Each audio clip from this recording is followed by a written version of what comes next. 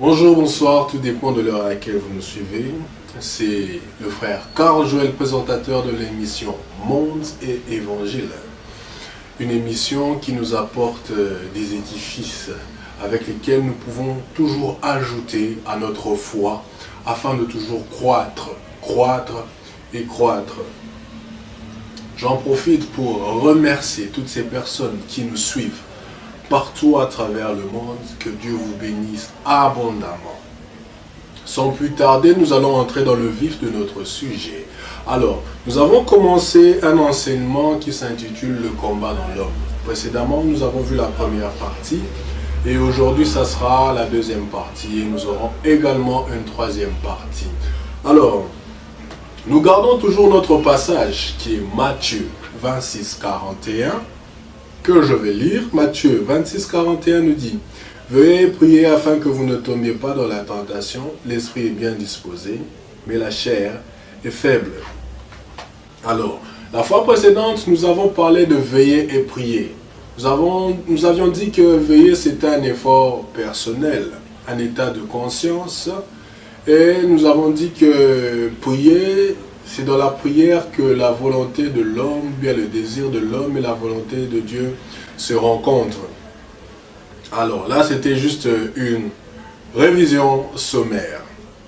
Mais aujourd'hui, on nous dit, l'esprit est bien disposé, mais la chair est faible. À cela, nous allons également associer deux concepts. Nous allons parler de l'homme charnel pour la chair est faible, et de l'homme spirituel pour l'esprit est bien disposé. Alors, qui est un homme charnel? On nous dit qu'un homme charnel, c'est celui qui est conduit par son corps. C'est celui qui est conduit par ses sentiments. C'est-à-dire, l'homme charnel, lorsque son corps lui demande de manger, il mange. Lorsque il a envie de coucher avec une fille, lorsqu'elle a envie de coucher avec un homme, elle le fait sans problème. C'est-à-dire que l'homme charnel, c'est un homme qui est conduit par ses pulsions et son intelligence. Lorsqu'il a envie de faire quelque chose, il le fait sans problème. Tel est le cas de l'homme charnel. À son opposé, nous avons l'homme spirituel. Alors, l'homme spirituel, c'est celui-là qui fait la volonté de Dieu. C'est celui-là, avant de faire toute chose, il dit, Seigneur, est-ce que ce que je veux faire, c'est le bon choix ou le mauvais choix? C'est cet homme-là qui est toujours dans la présence de l'Éternel. Mais vous savez,